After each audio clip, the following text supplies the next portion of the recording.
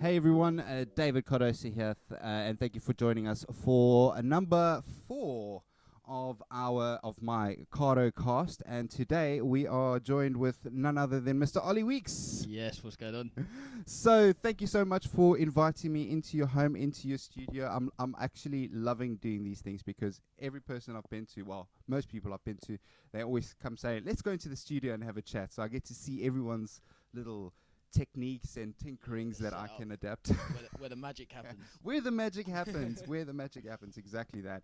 So don't forget, guys, all the information we're going to talk about, we're just really having a nice conversation and learning more about what Ollie has coming up, and just seeing what we and just really just seeing more about you and where you come from, and your backgrounds as a DJ, shall we say.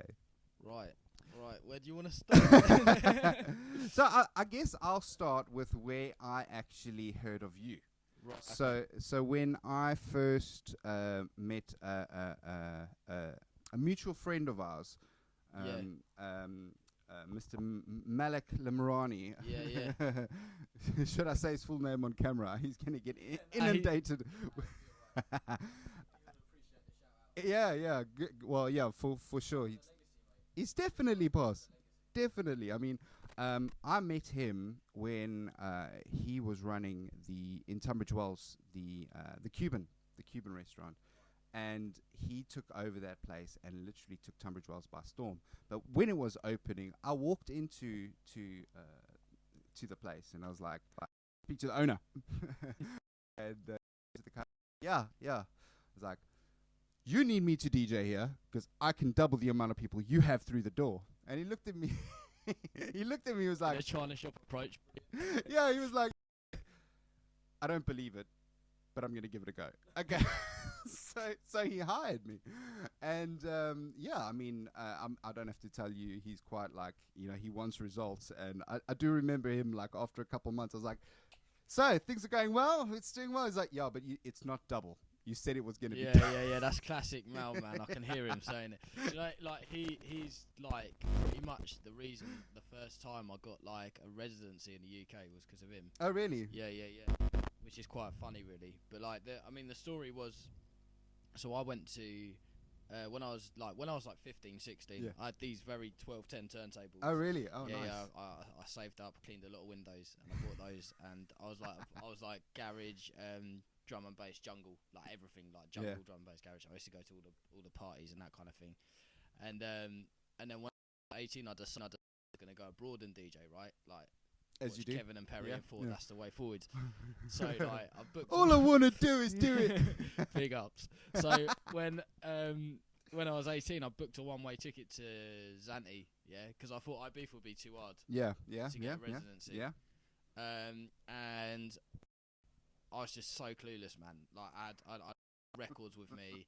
Like, everyone was using CDJs then, but I just hadn't really seen them, because I literally was like fresh 18 as well. Yeah. And I went there and I tried to blag a gig at this place, and I was like, I've DJed here, DJed there, like made up all these places.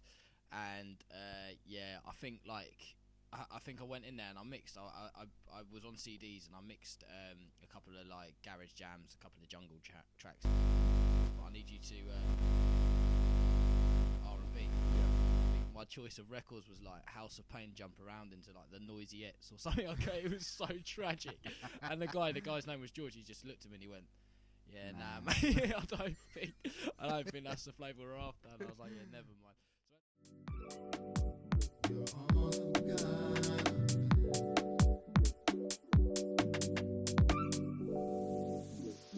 Follow where you are. Your rhythm's always calling.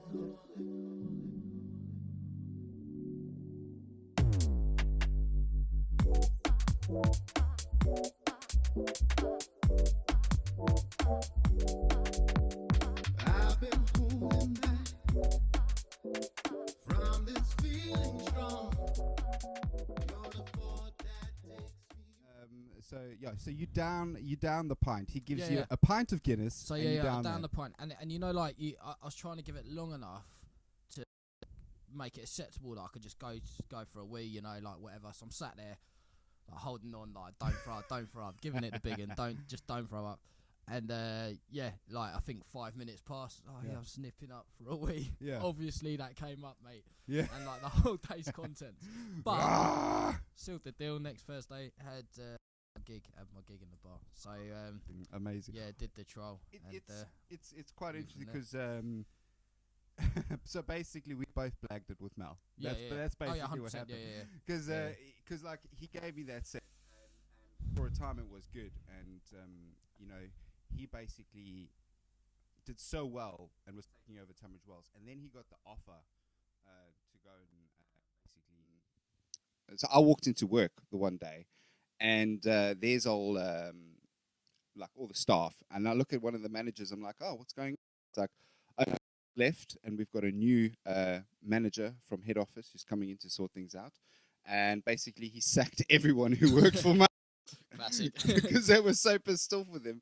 So they sacked so bleak, and I was like, so I phoned Mel. I was like, Mel, I'm really, they just sacked me. He's like, don't worry, I'll hook you up. So he hooked me up with a set at a bar down the road called Bar Me. Oh, nice. Which obviously you know Bar Me, but that was like when people had finished in Yates's, they went to Bar Me, and it was quite rough. But This in Portsmouth. Yeah. Was it also a Chinese? Or am I thinking of another one? It was next to the Chinese. I don't know. Oh, okay, Yeah, it was just up the road from it, and I remember.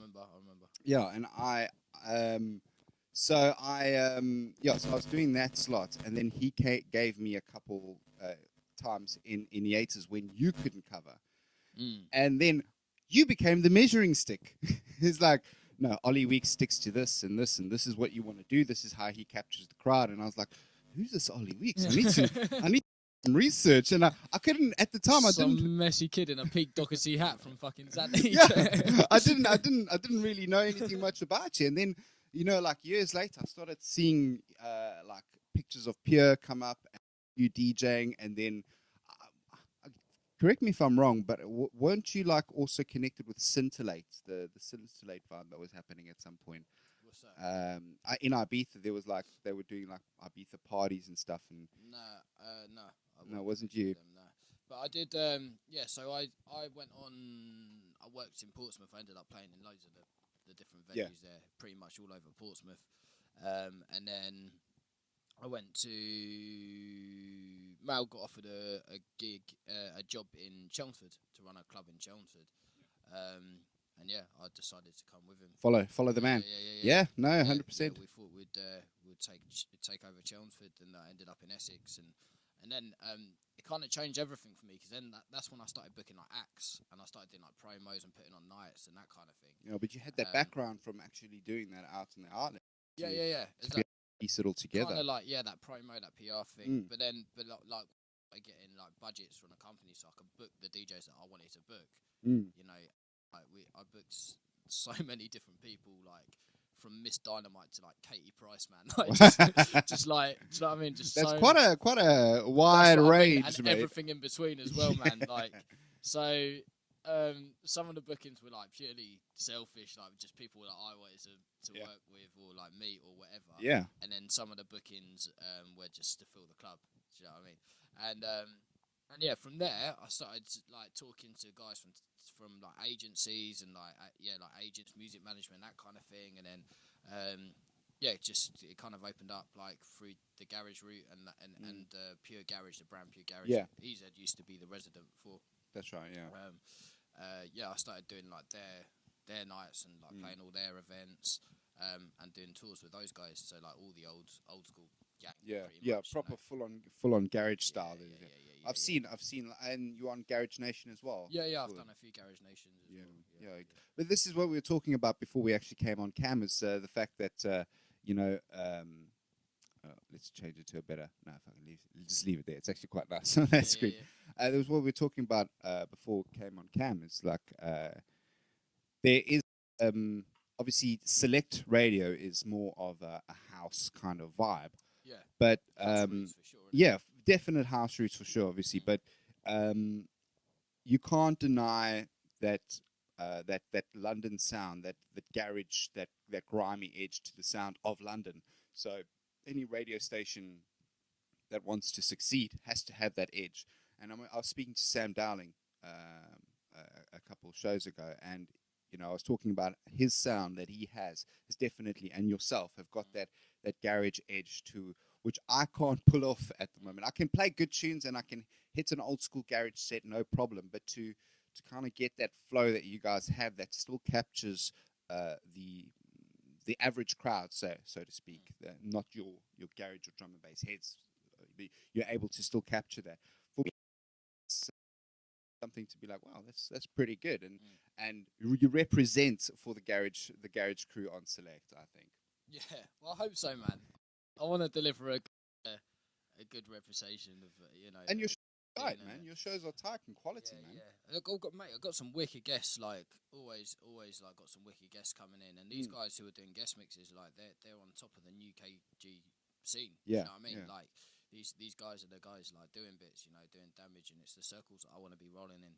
So it's like I want to get as many guys in as possible, and give other people opportunities to get in there. It's not even as much as giving them opportunities. It's kind of like just meeting and hanging out and enjoying the passion for the the music, genre of music that you both like have in common. Do you know what I mean? So and everyone's different as well. We had like guys like Badger on, who's like playing like really dubby, like messy, kind of like bassy garage, like even split into kind of like 4/4, that kind of thing. And then you have guys like Tough Tracks, who's playing that really nice housey kind of garage vibes, and Latin. yeah, like housey garage, that kind of vibe, like a bit different. And I mean, I'm still like production wise, like I'm still trying to find my sound in it, man. Like I've put out like records on like Plastic People and like Pogo House, which is like really bouncy, like nice housey garage. Yeah. And then like more like kind of like poppy soulful stuff like that. Wanna Be Free, that came out on New State. Yeah. And both of those I put on my show straight away. They were banging. That, man. And so good. And love that tune. In lockdown, I've made tracks called like Illegal Party and Big Up All the Callers, like these big boisterous garage underground rave tracks. Yeah. So yeah, I don't know, man. Like there's lots of flavour there, but it's still trying to find that right kind of like that sweet spot. Like, how long have you been in production for then?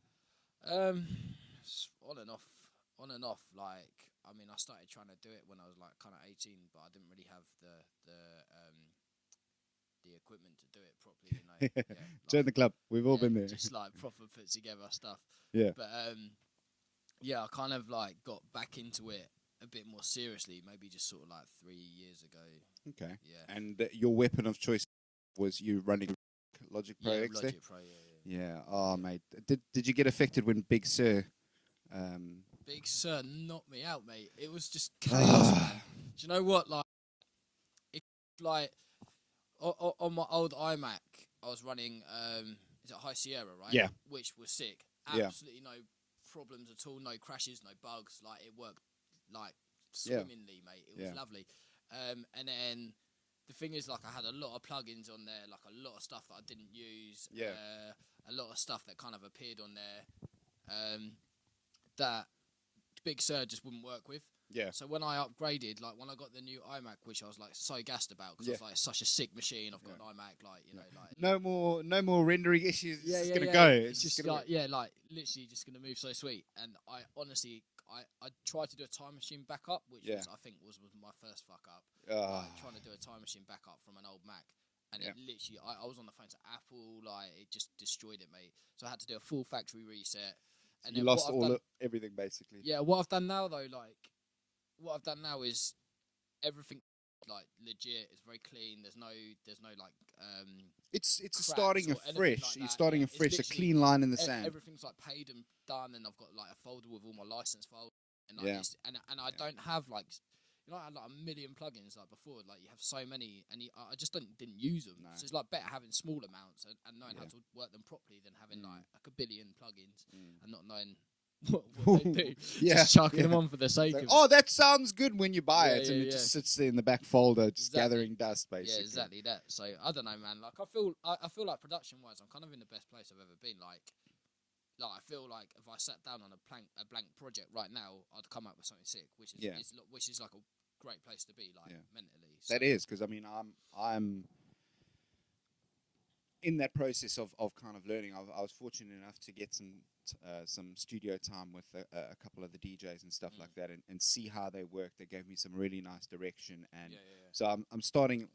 I'm like, you talk about finding your sound. I'm just trying to find my feet, but I'm getting there. I'm seeing how things come together to streamline instead of trying to overcomplicate things. You know, the sampler that they've the new, not the ESX24, the new one, the new sampler, I think is awesome. Yeah, sick. Because I mean, I could make a track just sampler, just drag and drop, and then completely edit it and make it my own and get a really cool sound, which I struggled to before, because I'd be like, oh, I need to draw the lines. Oh, wait, let me try and type them out. No, that's not the right one. And then sit there for hours. And by the time I get like an idea of something, that idea is gone, because I'm sitting there tinkering rather than focusing on the bigger picture. So. Yeah, that's definitely something that helps, like just being able to know your way around like the plugins and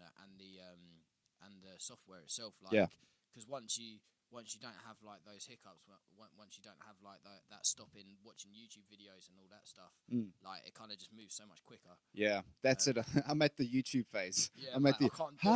I can't have some spotty teenager tell me what it just does my Sweden, and they go on there and they're like, does my Sweden? I like that. I'm gonna steal that.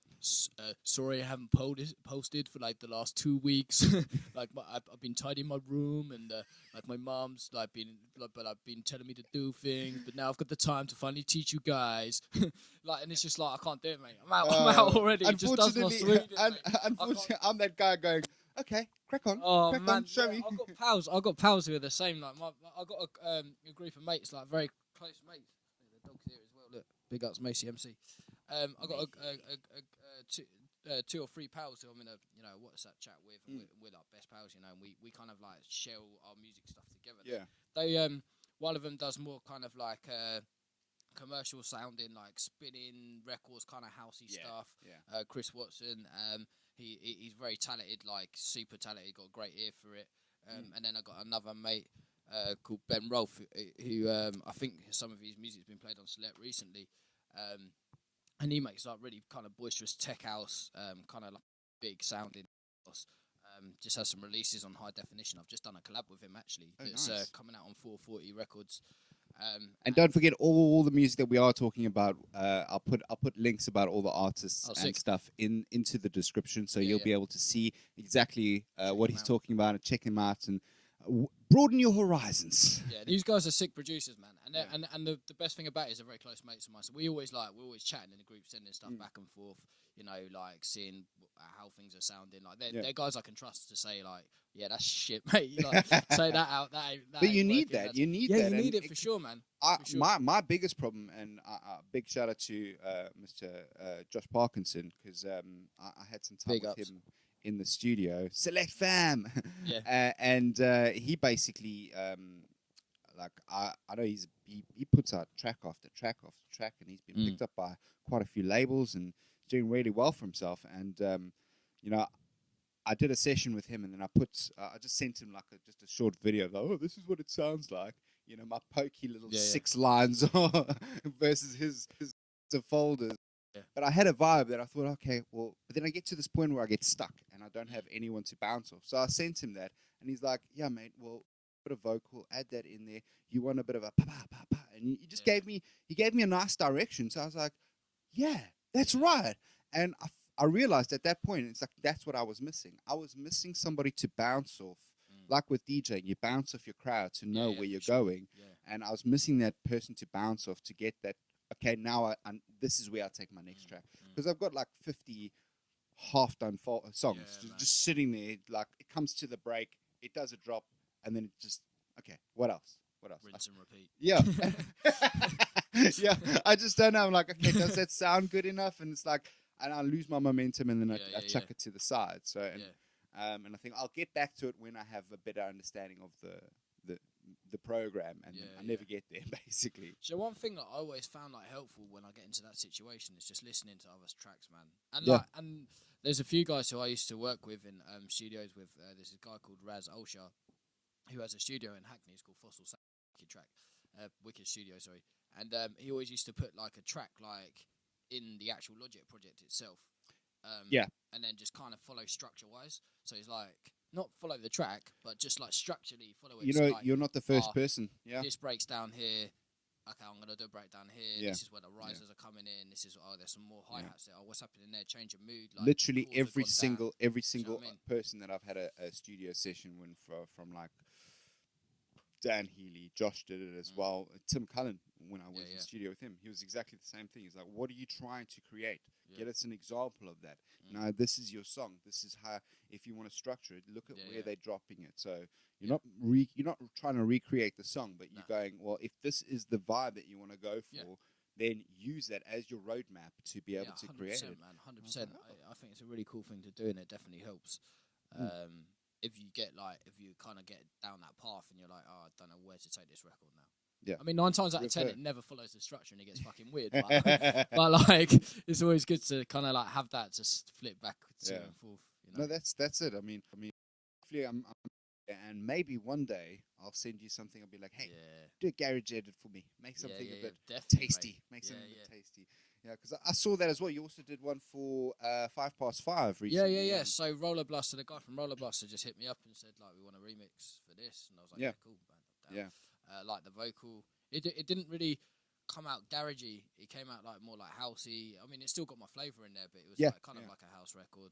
But that's why I go back to that, talking about that sound, sound that just you that have, bump, and that kind of groove swing. I know you don't hear your sound yet, or you haven't kind of nailed down what your sound is, but for me, I hear it. I hear there's that definite garage undertone in the music that you put out, which I love that flavor. I really do. And I mean, the last time I try and do the triple play.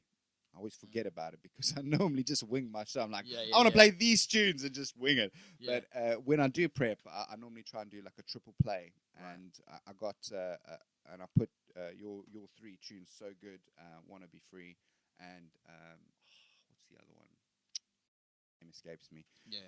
But yeah, and the text line, I mean, come on, the text line isn't, that, it's not coming out a lot at the moment with the sound, but it went off, and people were like, "Oh, loving this vibe," and that's because it's a London-based radio station, and people like that vibe. So that's why I say, you definitely a needed element in the whole Select family. I think like all my stuff is like so heavily influenced by that London sound, man. Like when growing up, I lived in like just outside of Watford.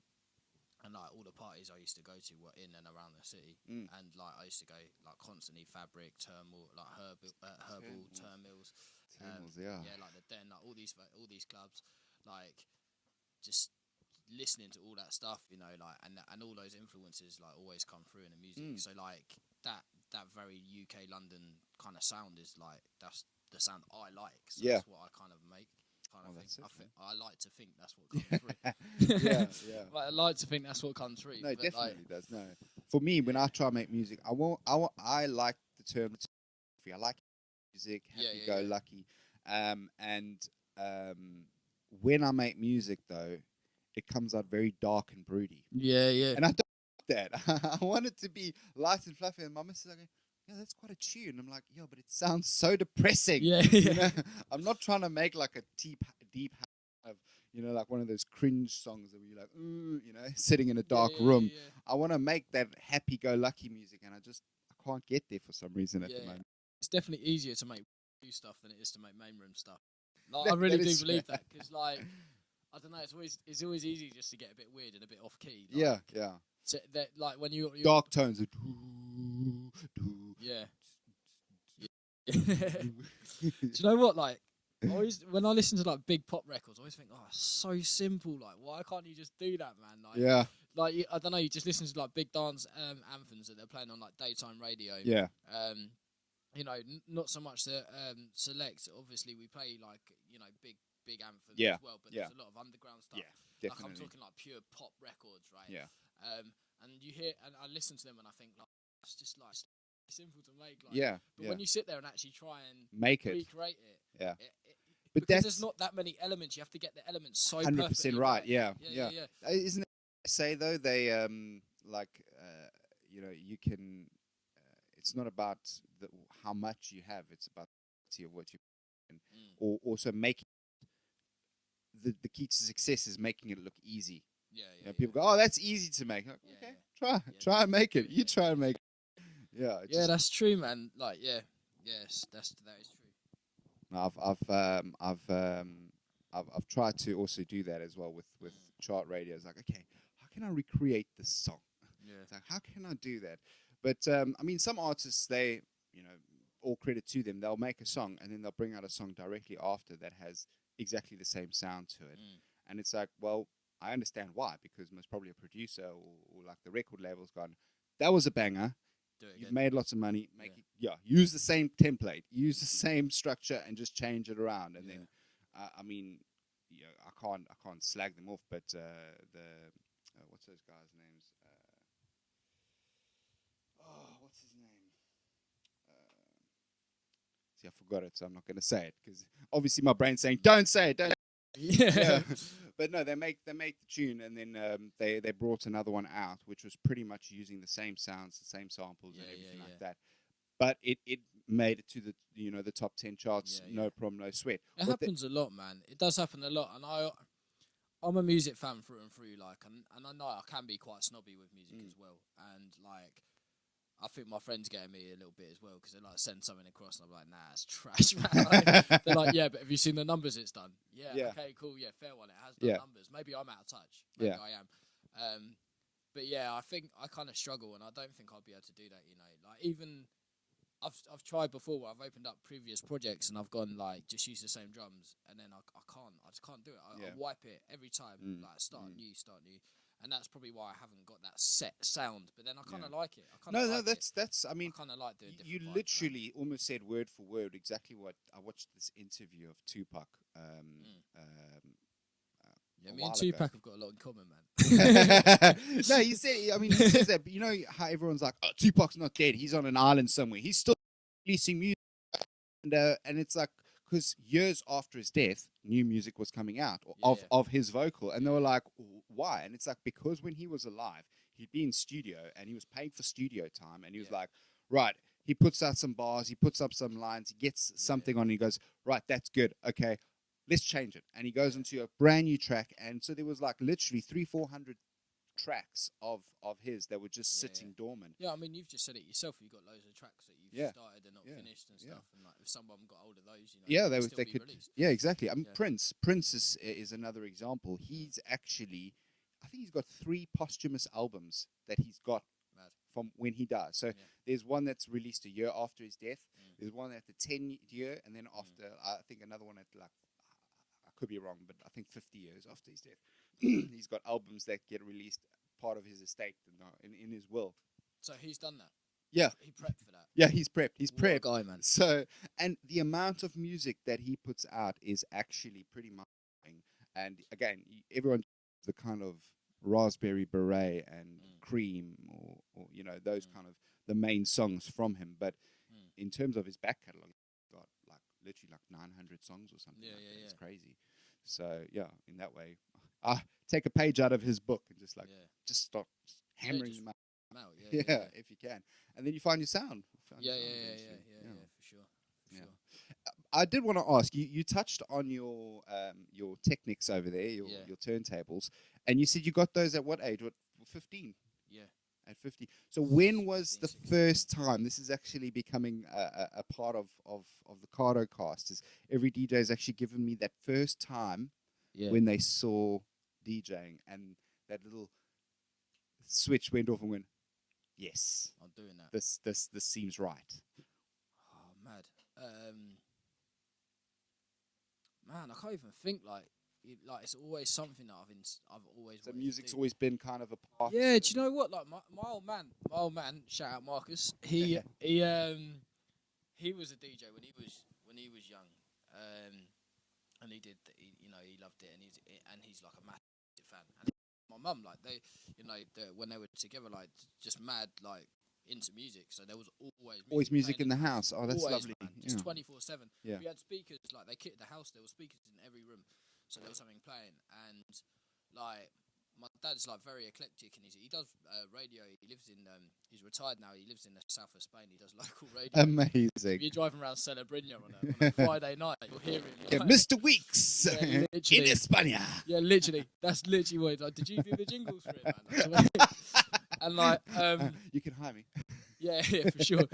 And like, he'll play anything from like brothers to like, I don't know, like Elvis, like whatever. Nice, yeah, man. whatever. It's the most eclectic show. It's just mad. Amazing, It's just coming amazing. from every direction. So like growing up, like I always like listened to loads of music, and I used to record mixtapes like on cassette and that kind of thing, like always recording off the radio. Yeah. And making Statutes of tapes. limitations has passed. Yeah. Don't get me started on LimeWire. Oh, mate, viruses are galore on LimeWire. Yes, I remember those days. And just I've always wanted to do it. I actually remember I remember going to like I'm trying to think. There was like a festival or something in Chesham where like I grew up, and I think I remember like seeing DJs there, just like You're like, gonna yep, do that's that, it. man. So then, I think it's when when did you decide to start paying and saving up for your first bit of kit? It was 15. Yeah, So 15, man. I think and these are your first ever bits of kit that you those bought. very 1210s are the first DJ decks I bought, and I had this little Newmark mixer thing, which was sick, by the way. I can't remember what the actual model was, but it was like blue and grey, and it had like the built-in effects bit. And not many like budget mixers then had the effects bit built in, and it had like a sick phaser, flanger, like all the dub echoes and stuff. Amazing. Wicked, on the mixer. on the That's actual mixer, it was amazing. sick. Yeah. I can't remember the actual model of it. It was a 2-channel, and I used that and those very 1210s. And like some of my best memories, man, like going to Soho, going to Camden, like just digging, like record shopping, getting the old, like all these records that I've got lying about here, man. Like most of those are from when I was like 15, 16. Like, I didn't really buy much. That black box there is heavy. I try to move it. Yeah, that's full of vinyl, man. That makes sense because I was like, what is he got in here? It's like bricks. So yeah, like it's just everywhere, mate. And, like just that I've always just been into that kind of thing, man. But like I can't think of like an actual time where I was like. But no, that's exactly it. I mean, you've kind of said it that music was always part of your life in some way or another, and so you were lucky to have that influence about you. I mean, in the same way, my mother allowed me, like, she loved music in the house, and there was music all the time. But the only music I wasn't allowed to listen to was Marilyn Manson. Oh shit! she came home the one day, and like Krang massive. Oh yeah, I basically, because back in South Africa, this was in a small town called Scotborough on the south coast. That's where I grew up. Yeah. I mean, the most idyllic place. I used to wake up hearing the waves crashing at 6 a.m. It's just so beautiful. 2 blocks from the beach. My friend used to poke me through the window with a stick to wake me up so we could go surfing. It was like, I love that. And so shark infested waters. Yeah, great, man. Dusk and dawn, but that's when the best waves are. So you know, it doesn't matter. If you see a shark, you push your board away and drop into the water. Yeah. You don't stay on your board. Rule number 1. That's the ambush, right? Yeah. They're like, look, surfboard. And they don't even do the whole breach. They just come and pull you by the arm, and they take your arm, and then you think, just a little nibble. Yeah, and they go, that's not what I like to eat, and then they go somewhere else. But you're bleeding, going, I'm dying, But yeah, these things happen. But yeah, I got a point there. What was my point? Yeah, so growing up in the music, I used to. I kind of have free reign of the house. I turn the speakers out towards the front yard, and when I do like all the yard work, so to speak, I would like master sound system. Metallica would come on. I mean, this was when I was like 11, 12. So you start going through that rebellious phase. So Metallica was always playing, and she loved Metallica. Yeah. And then I put on The Beautiful People, and then I had some Rob Zombie as well. And she pulled up, and she was like, what is this music? What is this music? Turn it off. You're never allowed to listen to this again. Oh, man. So I was like, okay. I know where my boundaries are now. To be fair, like even like when I remember when that music was super popular. Yeah. Like my sort of like friendship group and that kind of thing. Trying to think of a date. Like it's definitely when I was like 90s. young. I would say for me it was like when like all of the Family Values concert that was in the 90s. So I'm looking at if I was 2004, so that would make it 99. Yeah, I was gonna say like late, very early noughties is when like 99, 2000, somewhere around there. So I was like probably like 10, 12 years old, Yeah. whatever. Yeah. And like even then, like Marilyn Manson was off key, man. Like, that guy was doing different bits to everyone else, man. And his sound. I mean, I think he won awards for Beautiful People because of the studio. That like now you listen to it and you go like, you know, that doesn't sound like a really good studio quality song. But back then, when it was released, it was cutting edge in terms of what he was doing in studio music. Yeah. So and same. I mean, I've had that background in every genre. I went through the phase of listening to every single album of Elvis and through all that genre, and then found my love. That's why I ended up going into the area of music and DJing that I have, because I have a love for all music, not just only house. It is mad how dance music draws you in though. Like, because I say like my dad was eclectic and the music in the house was like everywhere, but it wasn't really like electronic. And it was something that just grabbed me about the scene, man. Whether it was like the raves or like like the sound, the feeling. For me, it's that feeling when you feel that bass hitting you, and it's hitting you in that right way, and I don't know. I realized later in life that I had some form of it has to be done a certain way. One of those people that turn the lock 50 times kind of thing. When I kind of found the four to the floor beat, as it were, and then when I first saw DJing and the guy who was teaching the lesson, he was I busted in on a lesson one day. I saw a lesson happening, and I actually talk about it in one of the previous blogs. And the guy was like, you listen to the beat, you look at the fours, and you work on that, and then you focus your energy. And I realized, and I really got into that of like just beat matching and finding that flow, and then when they actually sync together, it was like, oh, this is amazing. And then you kind of like the idea that you could be like methodical with it and like kind of do it. Yeah, and then find like on one of my Instagram posts, I got when you put the jingle in and of the on select, and like it's the drop, and then it's just about to kick in, and it's like, contact the studio now, blah, blah, blah, blah, blah, and it ends just as the break comes on. When that happens, I'm like, yes, sweetest moment. It really is. It's like, and I actually on camera going, yeah. It's like, yes, I got it. Because it has the seconds, the countdown seconds, but like sometimes there's silence at the end and stuff, and sometimes you just cue it up and it's peachy. And when it hits, you're like, yes. So even though when you're not DJing, you're still DJing. It's like, yes, come on. Yeah, man. Like, mate, I burp in time to music. Like, then there's a jam on. Mate, Keely always says. Yeah, Keely always says. She's like, or I sneeze or I hiccup or something. Like, there'll be a jam in the background. I'm like, she's like, mate, what? He's in the mix. Have you seen that movie? It's All Gone Pete-Tong. Yeah. So when he gets deaf. When he goes deaf, and they show the scene of how he starts realizing after kind of his breakdown, and he locks himself in a room. And his badger. His Coke badger. If you haven't seen it, it is an awesome movie. It's an awesome watch. Bit of tongue in cheek, but for me, I was like gripped by it because DJ losing his hearing. It's like, whoa. Yeah, that's like the worst thing, man. Oh man, yeah, that's like take my eyes, but my ears. That's. Yeah, either or.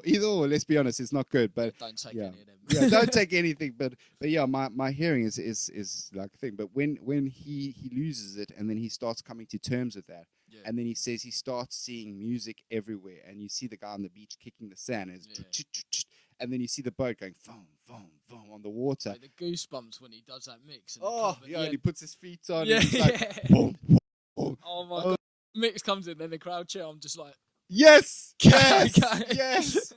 Oh man, and I mean for a mockumentary that it was, I literally after I watched it, I was like, no, that has to be real. And then I was like doing the research. It's like, no, it's a mockumentary, mate. It's just a fun movie about that. But it really struck a nerve with me, and exactly that. There is music everywhere you look, and it's like even with I do it with lights sometimes. You know, like somebody will be turning and your indicator's on, and then you look at your indicator light and it's flashing at the same rate as the person in front of you. Or the chickens in time with the music, the Yeah. jam that you got on. Yeah. That's it. I mean, people do it every day without even realizing. When you go yeah. running, like if I want to get into that mode, and I know, like I'm listening to a song that's like 100, normally more like 130 BPM, I find that it gets a good running pace. Do, do, do, do, do, and you get that. So if you're not running to dubstep. yeah, pretty much. That used to be my thing. Drum and bass and dubstep. After I finished my sets in Portsmouth, it would be a drive back to Wells. Yeah. So I used to do that every Saturday night. Yeah. And and that was it. I'd put on the Fabio and Groove Rider show on Radio 1. Oh yeah, sick. That was like one of my favorite all-time radio shows. Yeah. And I'd normally also catch on the way up, I would catch the Jaguar Skills mix that he would normally do on the Friday night. Friday or Saturday, one of the two. But I used to do both. I remember the Fabio and Groove Rider show. Yeah, and he went to jail. He got locked up in Dubai, didn't he? That's right. Yeah, because he had weed in his bag. In his pocket at the airport. Oh, he got locked up, man. Oh, that's it. Mental. But he's out now. He's out now. He's out. I think he's out. Oh, sick DJs, though. Absolutely I used to love sick. that show. I used to, and you know, for years they played a song on their show that I could not find for the life of me, because I had the name wrong, and it was because I was saying calling it Long Time Coming, and speaking to my mate Nimzo. Shout out Nimzo, because you like it was literally 3 years I was looking for the song, and I was like, it goes like this, you know, the worst thing that DJs had. I was like, mate, do you know the song that goes, it's been a long time? He's like, yeah, it's called Changes, mate. I was like, oh, thank you. And I heard that, and that's like my all-time favorite drum and bass track of all time. It's got that like liquid edge to it. I really love that. Yeah, that's your vibe, isn't it? Yeah. That more kind of clean, like happy. Yeah. Happy vibes. I must probably kind of filter that into this conversation so people know what I'm talking about, and then let it go out. But yeah, why did I go on about that? Yeah, my saying about you was talking about like your running vibes and the BPM. And So dubstep, that's it. Yeah, so when you get that beat, you can just zone into it, and people do that all the time without even realizing. When they're going running, they put their favorite running mix on, and then they just go. And it's drum and bass is sick workout music, man. Oh yeah, definitely. Have you seen them like drum and bass workouts? Like they're doing that in the clubs now and stuff. So sick, man. I love that, mate. The thing is, like, you can skank for like 6 hours straight, like raving your tits off. Like that must burn some calories. It does, mate. It does. It definitely does. And no one ever gives to like club DJs because you know mate, you hit your 10,000 steps, man, every time. Easily, every time. Easily. Keely mocks me, mate. My fiance, right? She teases me because when I DJ, I do that. I stamp my feet. I'm here. I do that. Like I do the two-step. I'm like, come on. Yeah. So no, I definitely see that, and like I tell my missus, like, I've been working out all night. She's like, it's work. Just deal with it. I'm like, babe, I've been burning energy. I mean, people do. They spend their whole night on the dance floor, but why when you leave, apart from alcohol, when you want to go ravage the kebab shop because you're absolutely starving. Most people are on the dance for maybe 2-3 hours. You're the one DJing constantly without any break from the time it opens to the time it closes. Majority of the time, unless you're doing like, unless you're like Ollie Weeks and you only have to do your set and come in like a superstar. I'm still on the 6-hour sets basically that you end up doing. So that's 6 hours of constant moving. You're gonna burn calories, man. Yeah, damn right. But I did think about doing that. Imagine like just getting the headset, the music, and saying, guys, we can't go to a club, but have a workout party, and everyone just comes and has a jam. Little rave up. Yeah, come on, let's run. I got my little walking system. We could do that. Just go for a walk and just jam some tunes while we're walking. It'll be a good laugh. Oh, mate, I'm looking at the time here. It's already nearly 12:30. Time flies when you have fun. Yeah. So before we end, I just wanted to ask, what have you got coming up? Obviously, with lockdown easing and things coming to a head, I see a lot of bookings are coming through. Yeah. And what do you have coming up? So booking wise, I think I've got my first one on the 6th of June. 6th of June. Yeah, outdoor vibes. Nice. That's with Luca, who's on Select. Big ups, Luca. And yeah, so that's the first one. And then, yeah, residencies are back from June the 21st. All being well, Bojo, don't let me down. And where's like that you have residency? done all- Is that going to be in Essex, sir? Chelmsford? Yes, Malden actually on the Saturday, and then Gloucester. I'm doing some stuff. Nice. And I've got some stuff in the city. I've got loads. I've got quite a few bits coming up in the city. Yeah. And then and your select show, what day are you on there? Mondays. 4 till 6. Drive time. Yeah. Drive times Mondays 4 till 6. Absolute vibes every time, each and every time, man. Nice. Tend to be a guest mix most weeks. Mm. I tend to kind of do like whatever's brand new in the scene. Maybe a couple of throwbacks. I do like to throw some old school in there now and then. Yeah.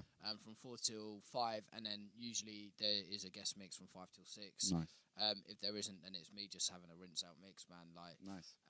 And yeah, I'm passionate about the show, man. I'm passionate about the scene. So like, you always find what I think is the best music coming out. And I love. Everyone always says old school's the best. Old school's the best. And don't get me wrong, I love the old school. I really do. But the new stuff is coming through in a big way now, man. Yeah. Like the garage stuff is absolutely burning up dance floors. Like, well, obviously lockdown, but it will be burning up dance floors, man. And there's so many talented producers just putting out sick music, like stuff. So yeah, if you're a fan of the old school, don't close your mind to the new school stuff because I think that's the thing is, and especially why places like Rough Tempo, or TF Live back in the day, all these underground stations, they have their place, because even though everyone, like you say, well, they want the new school, they want the old school, but there is definitely a place for that. And let's be honest, the old school was once upon a time when people were saying that's rubbish, I don't want to listen to that. And then everyone fell in love with it, and now it's the staple. So it's just that phase of that next phase that's coming through, and it's people like yourself that give that the pedestal for that music to shine and for people to be able to listen to it. I'm very excited to see what happens with Select and how Select is growing. I'm so excited. So that eventually it's going to be things. It's going to be so epic, and that means that we'll be able to reach out to a wider audience and share our love of music with people further out. Yeah, so nice what's going on with Select. It really is. It's a cool station, man. Really is. Station. And all the DJs dreams are really big, awesome. man. Yeah, the DJs are sick. Super talented guys. Like, everyone's about it. They're all stuff on the circuits. Like, yeah, it's a great one to be involved with. Definitely. Well, that's why I wanted to, before kind of using this lockdown now, to be able to hook up with people like yourself, all the other selectors that we've had. I've also got, I've just done Mascanada. They've got a big thing. They just got David on their lineup. I found out this morning. I'm like, where am I? I want to be there, please. And then all the DJs, they just all at that point now where they're getting ready for the big. The big release, as it were. Do you know the energy's just switched as well? Like, everyone just seems more happy. Like, like since we've been given a date, like, everyone just seems a bit more happy. Like, the whole energy just everywhere, man. Not even in like the music industry, just like everything just seems to have lifted a little. It's kind of like the grey cloud kind of moving on, Sunshine as well, man. Sunshine does wonders for you, man. I mean, South Africa has the highest hijacking rate in the world, but do you think people? No, because it's Mate, I went to South Africa. Loved it there. Where did you go? So I flew to Joburg, and then I went towards the border of Mozambique. Went round like Kruger, around that way. Wow, I went to a place called Misty Meadow, Silver Mist, Misty Haze. Sounds like I'm naming Silver Haze. weed.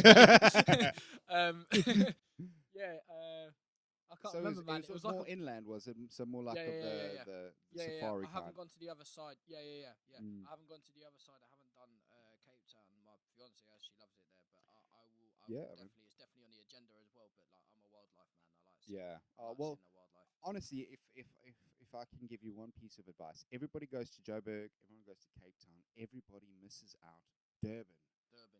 And I'm up. Good vibes. I might be biased because I grew up there. Yeah. But Durban I think has got the best of both, because you've got the Drakensberg Mountains, so you can go up into the mountains, and it's a 2 hour, like a 2 hour drive from the coast. So you can be surfing, and then you can drive up to the Drakensbergs in wintertime, and there'll be snow. And then you can go on the other side of South Africa, and you can go like to the Namibia, to the Namibian side, and you can go down dune surfing and stuff like that. But there's so much in Durban that has to offer. It's got that, because Cape Town for me has got so much of a European influence. It's got the penguins though, mate. Yeah, it's got penguins, it's got seals. I mean, you walk got around the harbour, vineyards you're and like, penguins, mate. hey, what what's more going do you there? need?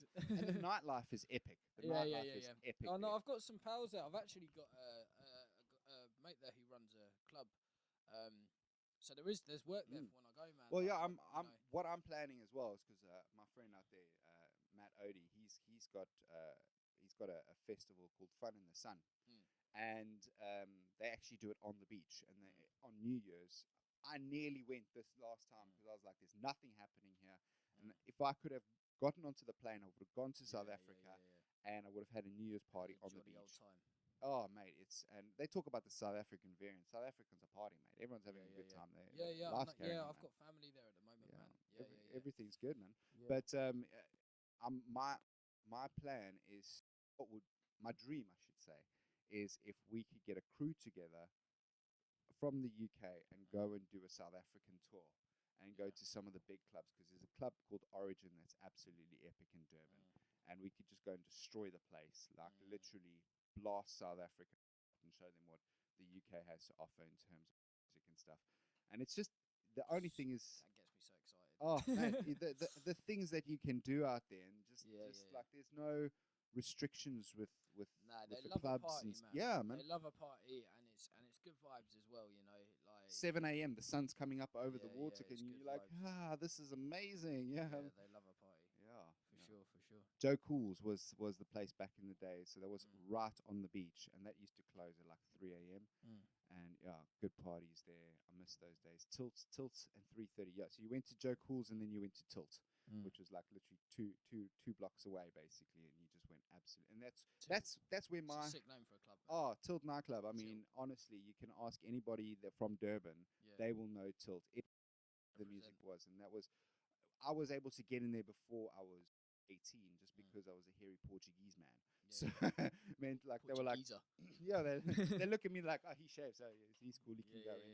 Straight. Yeah, so I never had a problem, but yeah, to get in there, and I actually got to play there once before it got sold and the whole thing fell apart, as it were. And the heyday ended. I did get to play there, and it used to be a ballerina studio, so wooden floors, they were perfect for ballet, and so acoustically it was just epic, and people would just dance in rows, and then you'd go out and open the door and like straight out onto the balcony overlooking, and then you got the ICC Centre in front of you, but then the sun would be coming up over 7 o'clock in the morning. You're like, this is good, and you don't have that in this country. It's like 3 o'clock, you're done, you can't go any further. So yeah, that would be awesome. There are later venues, aren't there? But like, you know, so few and far between, man. So few and far especially between. in London now. It used to be, but I will admit I did go to a party there next to the stadium, the warehouse party. I went to a warehouse party there, and then that finished. Sun came up, so we left and we started walking back to the train station, and we heard some bass coming from the industrial estate. So we thought, let's go check it out. Ended up in the industrial estate. There's like literally two guards out there. Stacks. Yeah, and then like just speakers, and this guy had just one projector, projected on the wall images, and he was just hitting it, and people were just raving hard. Yeah, I love that. Yeah, oh, it was so good. I was just mate, when I was like 16, between the ages of like 16 and 18, man, like going to like places like Fabric and Humble and all these places, man, those raves were sick, man. Yeah, they always went on till like 6 in the morning. Yeah, easily. I hope that comes back, man. And stuff, and man, like going back in a wonky old state, and you got other people going into work. Yeah, have a good one. But like, I don't know, man. I remember you used to buy like Mixmag, right, and go to the back pages, and there'd just be the listings of like who you could go and see on that weekend in London. Used to be insane, like absolutely insane. Like the lineups used to be mad. Every week there'll be someone sick. But every week, any vibe as well. Yeah. drum and bass vibe. Yeah. The dubstep vibe, if that was what you was into, the garage vibe, the house vibe, the big trance vibe. There was always something mad going on. That's crazy. And it kind of like, for me, like it kind of just changed really. Like from there, a lot of venues have been shut down. There's so much pressure from the council.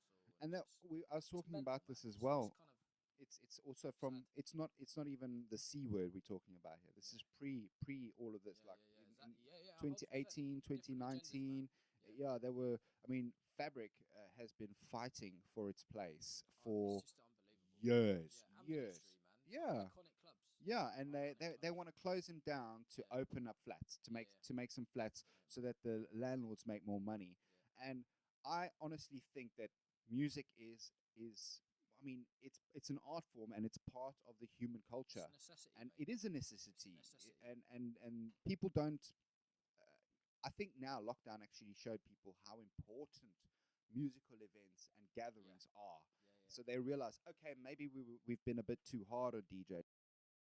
So I mean, I'm looking out for. It's a release, man. People need that release. Yeah. You build it up. You need somewhere to go to release. You can't just work and go home. You can't do that, man. Nobody's got that in them, you know. Yeah, and it's that celebration of music with others, where there's that vibe that comes from congregating with others. This is my church. This is where I heal my hurts. One of the acts I've ever seen live. Oh yes, I've never seen them live. Never seen them live. Sick, that would have been epic. Yeah. I heard whisperings that they might do a little comeback tour, but if you can get to see them. oh mate, I will. Anyway, mate, thank you so much. I've gone over time now, but that's because we're having so much fun. Thank you so much. I'll give you the handshake. Big ups. It was absolutely epic to catch up with you, and I'm definitely looking forward to us maybe even being on the same bill one day, having a party, and who knows what summer's going to bring. Guys and girls, don't forget, thank you so much for joining us for this chat. It's been epic. Don't forget, down at the bottom, give us a thumbs up. It's free to do, so go ahead if you're watching at this point. Give us a like and subscribe and see what else we've got coming up. As Ollie says, you can check him out on a Monday, 4 till 6. 4 till 6 Mondays. Catch me Tuesdays, 4 till 6. The drive time crew, as we are. And that's how you kick your week off, isn't it? No, Monday, Tuesday. That's it. Yeah. I want to try and do a little like an added thing of what you were talking about, showing what's coming up on the weekend. And have like a little part in my show where we look at that. So I'm definitely looking forward to seeing what's coming up in the future. Big stuff. So thank you so much, and we'll see you guys next time. Big ups. Ciao. Cheers, man. So good. I made it known when